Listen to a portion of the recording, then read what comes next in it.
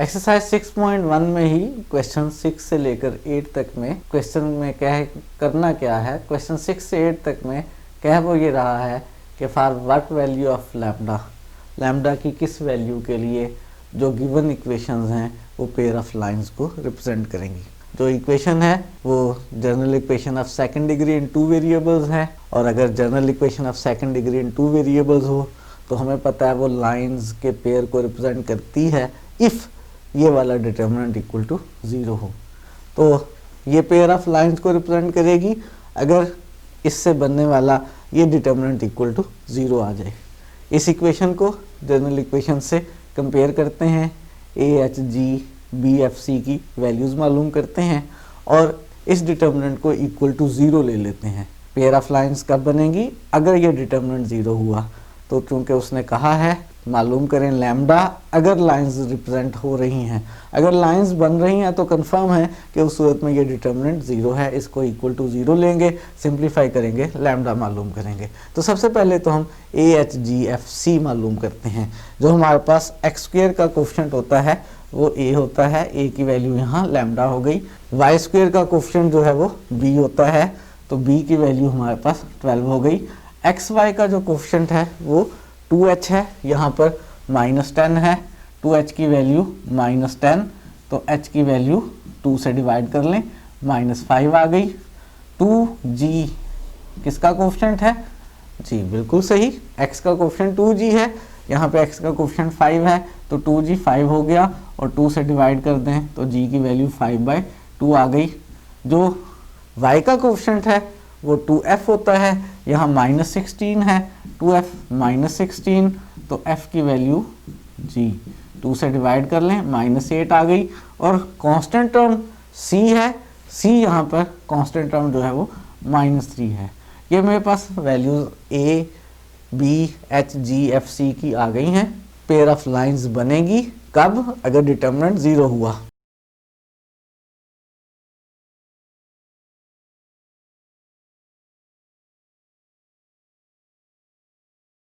Given equation से pair of lines बनेगी कब? अगर डिटर्मिनेंट इक्वल टू 0 हुआ। कौन सा determinant? A H G H B F और जी एफ सी वाला। इस डिटर्मिनेंट में ये जो वैल्यूज़ आई हैं ये सब्स्टिट्यूट करते हैं, डिटर्मिनेंट को सॉल्व करते हैं। इक्वेशन तो बन ही चुकी है इक्वल टू 0 की फॉर्म में, उस इक्वेशन में से लैम्डा मालूम कर लेते हैं। ए की वैल्यू लैम्डा, h की वैल्यू -5, g की वैल्यू 5/2, h की वैल्यू -5, b की वैल्यू 12, f की वैल्यू -8, g की वैल्यू 5/2,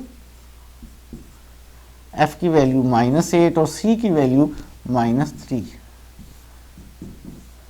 ये इक्वल टू 0 आ गया। इस डिटर्मिनेंट को सॉल्व करते हैं और उसमें से लैम्डा की वैल्यू मालूम करते हैं। इसको एक्सपैंड कर लेते हैं फर्स्ट रो से एक्सपैंड किया, लैम्डा की ब्रैकेट में आ जाएगा। ये डिटर्मिनेंट आसानी से आप सॉल्व कर सकते हैं।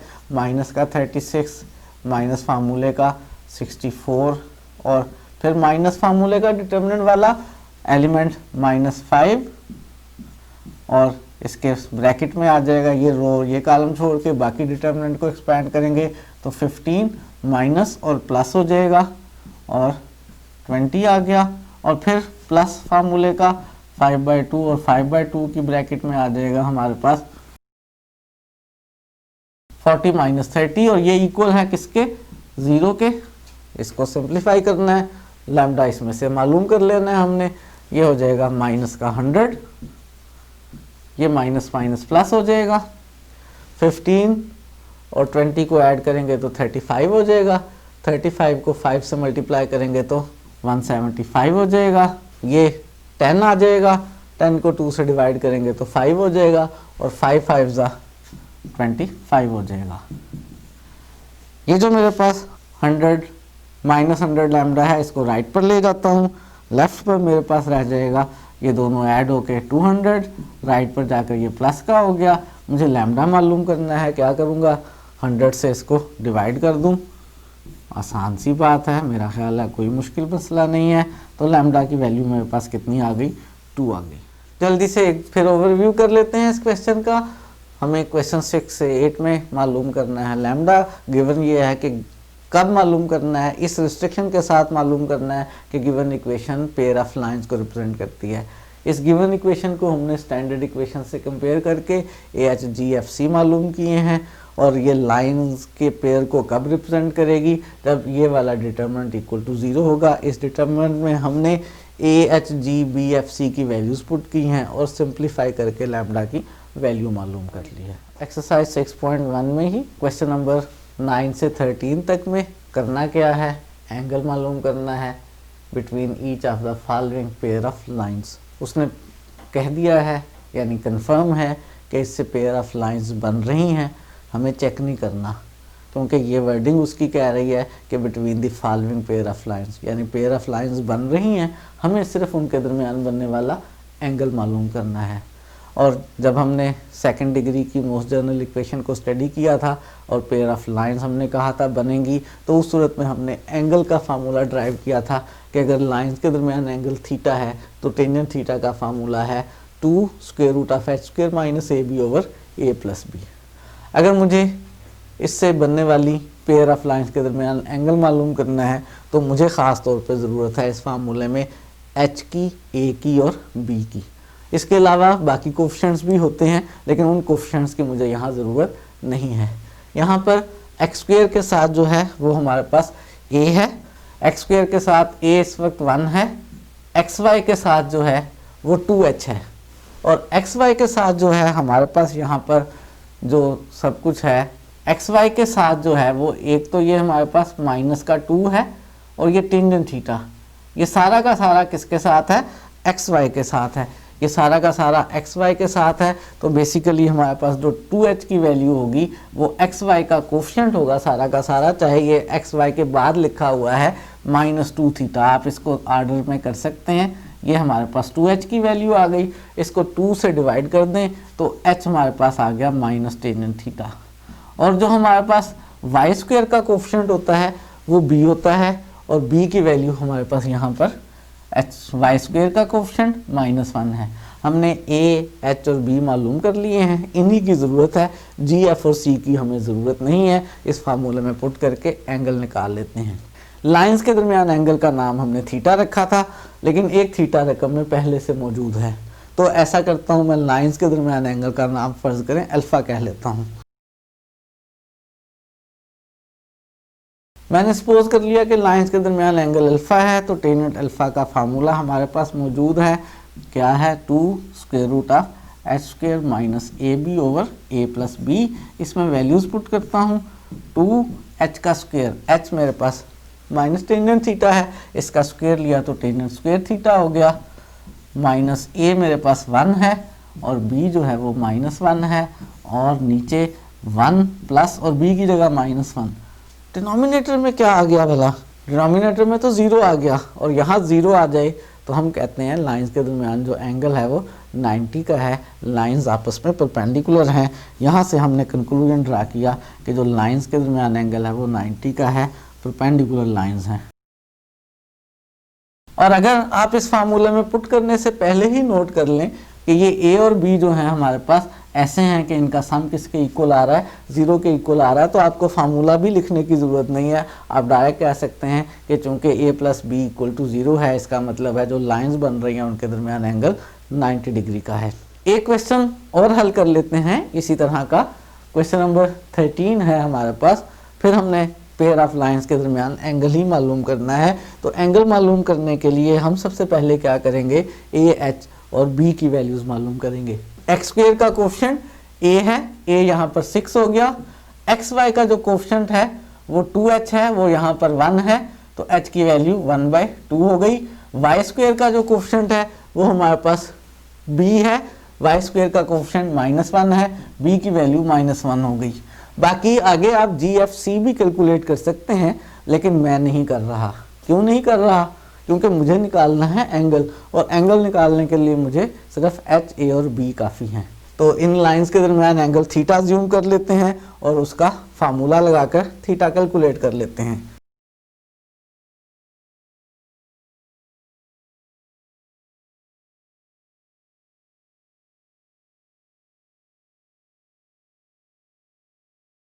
हमने एज्यूम कर लिया कि लाइंस के दरमियान एंगल थीटा है और थीटा का फार्मूला मैंने लिख लिया है। इस फार्मूले में हम वैल्यूज़ पुट कर लेते हैं। वैल्यूज़ क्या क्या है, हमारे पास 2 है और h का स्क्वायर, h की वैल्यू मेरे पास 1/2 है, यहाँ 1/2 का स्क्वायर लूँगा तो 1/4 हो जाएगा। माइनस a की वैल्यू मेरे पास 6 है और b की वैल्यू मेरे पास -1 है और डिनोमिनेटर में मेरे पास a प्लस b है, यानी 6 -1 हो गया। इसको थोड़ा सा सिंप्लीफाई कर लेते हैं।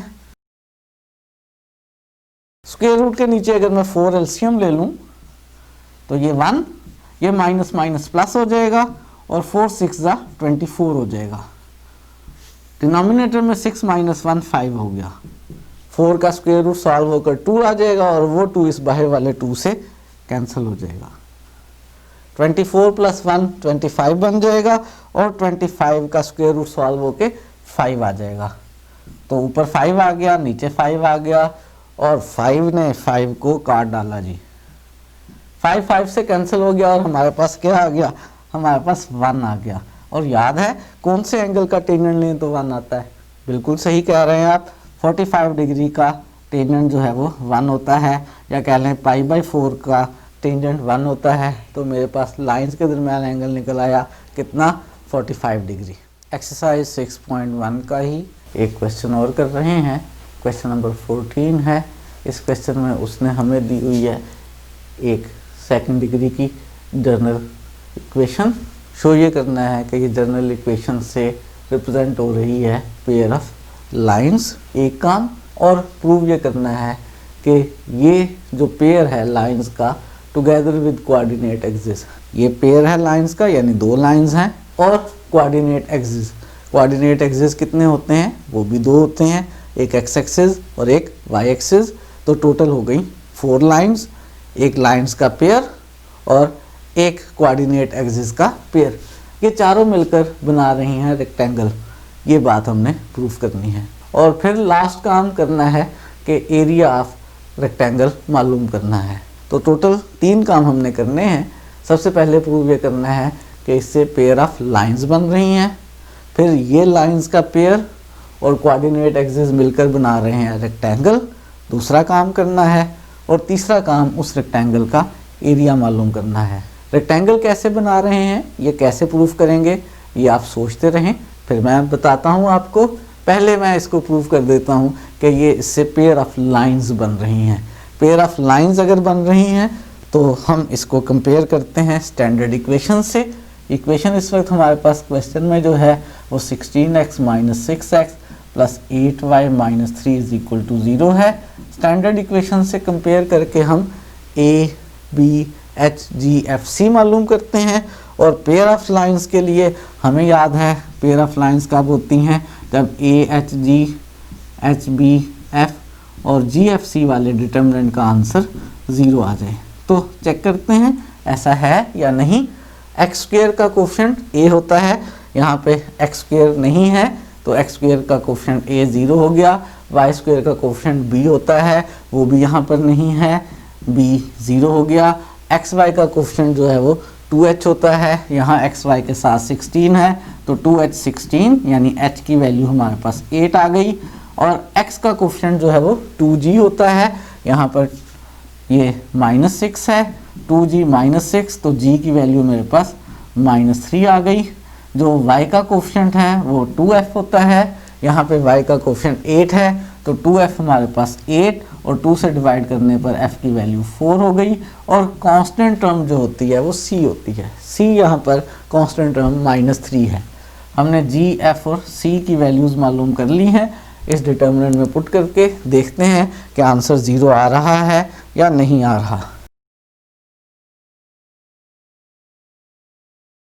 इस डिटर्मिनेंट में a की वैल्यू हमारे पास 0 है, h की वैल्यू 8 है, g की वैल्यू -3 है, h की वैल्यू 8 है, b की वैल्यू 0 है, f की वैल्यू 4 है, g की वैल्यू -3 है, f की वैल्यू 4 है और c की वैल्यू -3 है।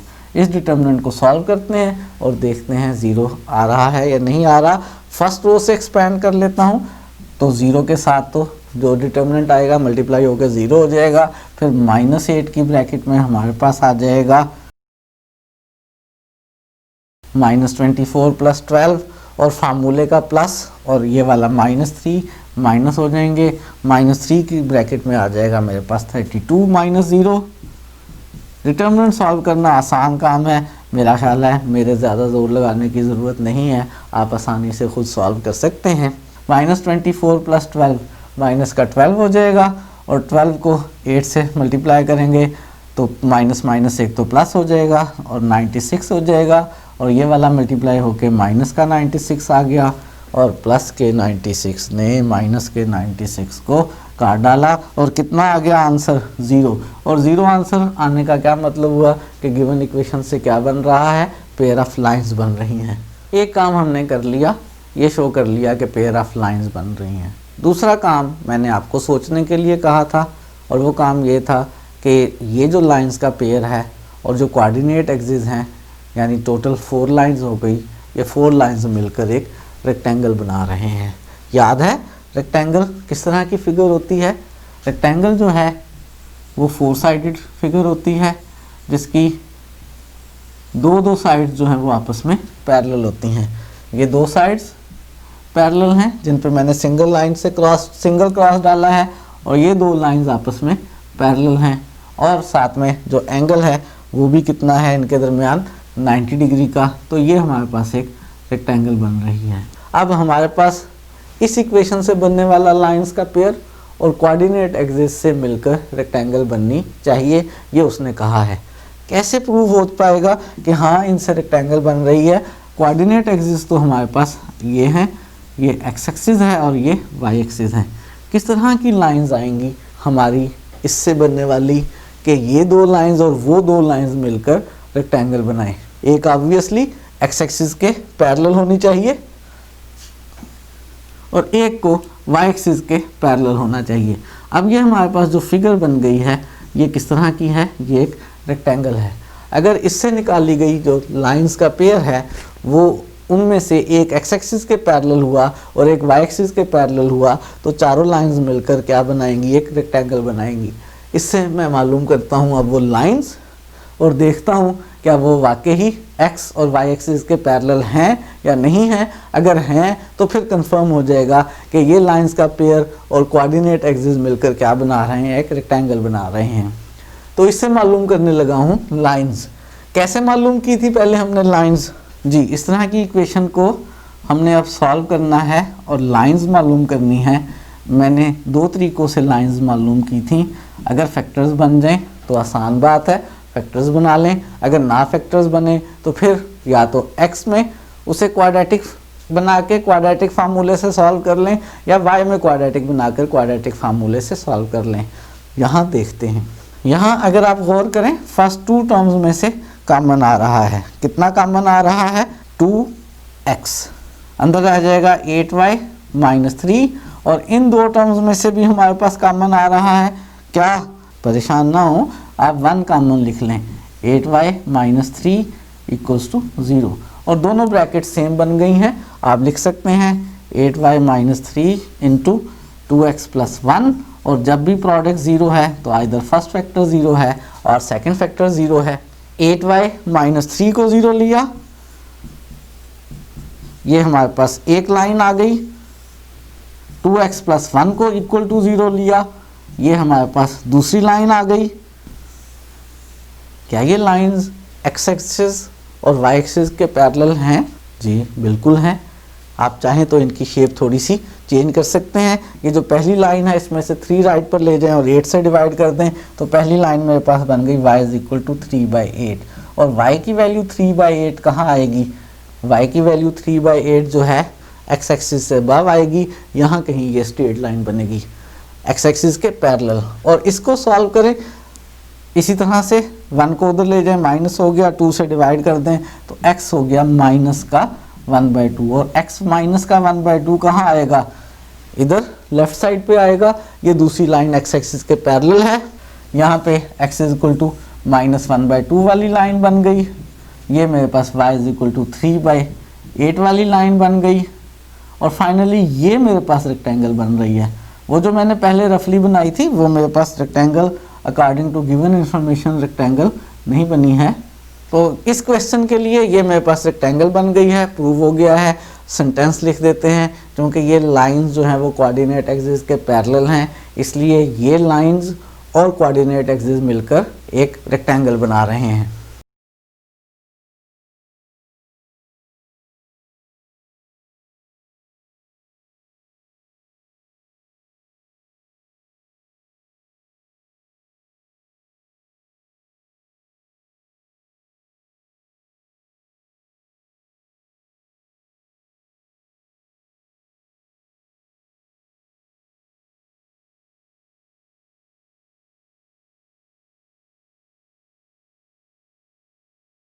तो फाइनली क्योंकि ये pair of lines coordinate axis के पैरेलल हैं, इसलिए कोऑर्डिनेट एक्सिस और ये पेयर ऑफ लाइंस यानी जो गिवन इक्वेशन है उससे बनने वाली लाइंस मिलकर एक रेक्टेंगल बना रहे हैं। आखिरी काम बाकी रह गया, और वो आखिरी काम उसने कहा था कि इस रेक्टेंगल का एरिया कैलकुलेट करना है। तो एरिया कैलकुलेट कर लेते हैं रेक्टेंगल का। कैसे कैलकुलेट करेंगे रेक्टेंगल का एरिया? याद है रेक्टेंगल का एरिया कैलकुलेट करने का फार्मूला? अगर रेक्टेंगल की फॉर एग्जांपल लेंथ ए हो और विड्थ बी हो तो इसके एरिया का फार्मूला होता है ए इंटू बी। आपके पास ये जो रेक्टेंगल बन रही है इसकी लेंथ और विड्थ कितनी है? x की वैल्यू -1/2, आप इसको लेंथ कह लें या विड्थ कह लें, ये एक साइड है -1/2, लेकिन जब हम इसे as a side of rectangle लेंगे तो फिर -1/2 नहीं लेंगे, प्लस का 1/2 लेंगे। यानी इस रेक्टेंगल की एक साइड की लेंथ 1/2 है और y = 3/8, ये दूसरी साइड की लेंथ जो है 3/8 है। तो इसका एरिया कितना हो जाएगा? लेंथ इंटू विड्थ, एक साइड की 1/2 और दूसरी साइड की 3/8, और ये एरिया मेरे पास आ गया 3/16। यूनिट्स क्या होंगे एरिया के? डिपेंड करता है लेंथ के यूनिट्स क्या हैं। लेंथ और विड्थ के यूनिट्स कोई नहीं है, उसने कुछ नहीं बताया। कोई भी यूनिट्स हो, एरिया के यूनिट्स जो हैं वो स्क्वायर यूनिट्स हो जाएंगे। हमने क्वेश्चन को सॉल्व कर लिया है, जल्दी से ओवरव्यू कर लेते हैं। गिवन ये था कि ये एक इक्वेशन है, शो करें कि इससे पेयर ऑफ लाइंस बन रही हैं। हमने इसको जनरल इक्वेशन से कंपेयर करके A H G B F C मालूम किए, इस डिटर्मिनेंट में पुट किए, 0 आ गया, प्रूव हो गया कि पेयर ऑफ लाइंस बन रही हैं। दूसरा काम ये प्रूव करना था कि इससे जो लाइंस का पेयर बन रहा है वो 2 लाइंस और कोऑर्डिनेट एक्सिस, टोटल बन गई 4 लाइंस। ये 4 लाइंस रेक्टेंगल बना रही हैं। उसके लिए हमने इन 2 लाइंस की इक्वेशन निकाली और हमने निकाल कर देखा कि ये लाइंस तो एक्स एक्सिस के और वाई एक्सिस के पैरेलल बन रही हैं। इसका मतलब क्लियर है कि इन चारों लाइंस से मिलकर एक रेक्टेंगल बन रही है। और लास्ट काम था कि इसका एरिया निकाला जाए। रेक्टेंगल का एरिया लेंथ इंटू विड्थ होता है। इनमें से एक साइड की लेंथ 1/2 है और दूसरी साइड की लेंथ 3/8 है, तो रेक्टेंगल का एरिया 3/16 स्क्वायर यूनिट्स आ गया। हमने पेयर ऑफ लाइंस को डिस्कस कर लिया है, उससे रिलेटेड एक्सरसाइज 6.1 के सारे क्वेश्चंस भी कर लिए हैं। नेक्स्ट टाइम हम most general equation of second degree को मज़ीद स्टडी करेंगे और देखेंगे कि अगर उससे पेयर ऑफ लाइंस नहीं बन रही हैं तो क्या चीज़ बन रही है। हमने कहा यह था कि जो most general equation of second degree है वो किसी न किसी कोनिक को ही रिप्रेजेंट करती है। हम अपनी स्टेटमेंट को प्रूव करने की कोशिश करेंगे नेक्स्ट लेक्चर में। आज के लिए इतना ही।